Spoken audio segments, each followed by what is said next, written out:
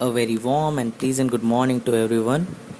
So, today I have been asked to prepare an explanation on the topic Ranga's marriage.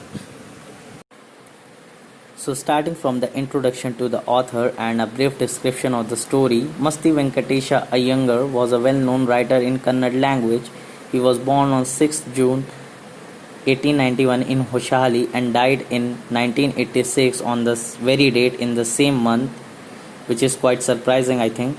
He was also honored with Gyanpith Award. About the story is about Ranga, who is one of the rarest breed among the village folk who has been to city to pursue his higher studies. The the two major questions around which the whole story revolves are: has he been totally transformed? What are the ideas about the marriage he has? The beginning of the story is quite wayward. The narrator begins with the question that the reader would have asked about the title of the story, rather than discussing about any of the major characters of the story. He suggested titles like Ranganatha Vivaha or Jagannatha Vijaya or Girija Kalyana. Then he mentioned why Hushari don't have any recognition in the books or on the map. Then he talks about the significance and the importance of Hushali with respect to Mysore by comparing it with one of the famous sweet of their culture and tradition. Then he mentioned about raw mangoes and creepers. And then he comes to the story as we all know, as we all have read in the story. So the main characters of the story are Shyama, the narrator only, then Ranga, who was accountant's son, and Ratna, who was Rama Rao's niece, and she was of 11 years. So beginning with Ranga. So when Ranga returned from the city after completing his higher studies, all the village people visited his house to give him a warm reception. There Ranga welcomed everyone with his lovely and charming smile and did namaskara to everyone and added that he was alright with their blessings. So it shows that he knew when it would be to his advantage to talk someone and rightly assist people's worth. This also clears that he was quite humble and didn't carry any arrogance or ego, that he is much more superior to anyone in the village folk, as he is quite literate and well aware of English, so which is overall quite good. And we rarely found these type of qualities in today's scenario. If the person is more literate or is a fluent English speaker, so yeah, overall it's quite good to have people, someone like Ranga, which is rarely found in today's society.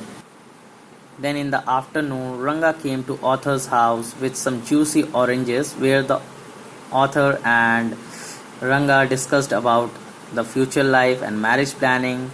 Then he admitted that he wanted to marry a girl whom he loves and admires, who is quite mature and a perfect match for him.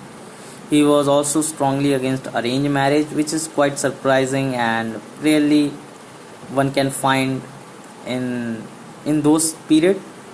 And the author was quite surprised as well with the ideology Ranga had.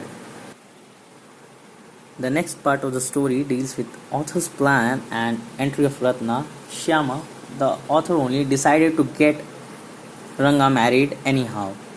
Then one day Ratna, Rama Rao's niece of 11 years, as I have mentioned, had come to stay with him. She was from a big town and had a sweet voice and was a talented musician as well.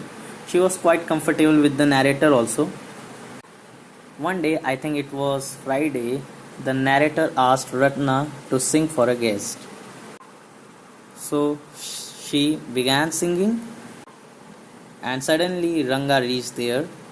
Ranga was curious to see the singer, so he peeped in, and the light coming into the room blocked, and then Ratna stopped abruptly. Then Ranga repeatedly glanced at her and an affection developed in Ranga. And author understood that he loves Ratna, but he's never going to reveal this directly.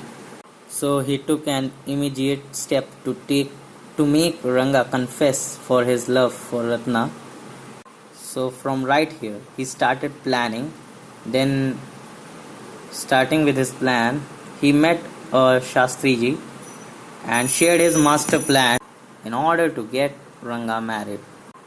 Next day, he forcefully took him to the Shastriji in order to know the cause behind the headache rather than taking him to a doctor.